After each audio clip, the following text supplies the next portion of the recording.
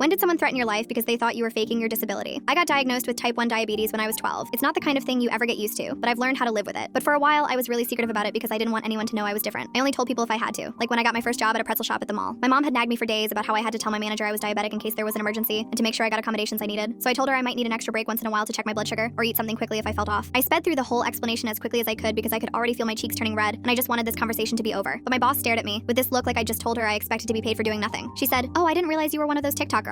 I said, "Excuse me?" And she said, "Seems like everyone's got a little condition these days." I had no idea what to say, so I didn't say anything. But work was awkward every day after that. Anytime I pulled out a granola bar from my bag, I could feel her eyes on me. If I stepped into the back to check my monitor, she'd follow 5 minutes later and say something like, "Everything okay, Your Highness?" Then she'd tell me the schedule was tight and maybe I could be less needy. I started skipping blood sugar checks and even missed an insulin shot one time because I didn't want to be seen as weak. Then one day I came in for my shift already feeling shaky. My blood sugar levels had been iffy all day and I'd been trying to stabilize them. I asked if I could take my 15-minute break a little early so I could adjust my insulin and my boss immediately sighed. She said, "You know what? No need. I brought you something sugar-free to help get your energy up." She held out a coffee cup. I asked her what was in it and she said, "No sugar." "I made sure," she said, smiling like this was a favor. "Just drink it." I hesitated. Something felt off, but I didn't want another lecture. I was already lightheaded and tired and sick of being treated like a liar, even though what I actually needed was medicine, not coffee. As long as it was sugar-free, it wasn't going to hurt me. So I took a few sips. It tasted really sweet, but artificial sweetener will do that, so I didn't think much of it. Until half an hour later when something was very obviously wrong. My vision was going blurry and my heart was racing so fast I could hear it pounding in my ears. I tried to count the steps to the back room to keep me conscious, but the numbers kept slipping out of my head. I dropped my bag on the floor, ripped it open, and barely got to prick my finger to see my blood sugar before everything spun sideways. But I saw that the display said high, meaning my blood sugar was so high that my monitor couldn't even calculate it anymore. The next thing I remember, I was on the floor and I could hear people yelling, and my boss's voice was above it all going, "She's just faking. She found out I put sugar in her drink, so she's putting on a show." I managed to communicate to my coworker that I needed my insulin and gave myself a shot by the time the paramedics got there. They asked me what happened, and I told them about the drink that was supposedly sugar-free. They stared at my boss and she sputtered out, "I just wanted to show everyone that she was faking, and if she drank sugar without knowing it, then nothing would happen." The paramedic practically yelled, "Does this look like nothing to you? Her levels are over 400. You could have ended her life." She just scoffed and muttered something about how I'd been causing drama since I got here. Like the inconvenience of a few extra breaks justified her poisoning me. I spent the night in the hospital. My parents filed a report the next morning. My boss was fired immediately, and my mom's already talking to a lawyer about damages.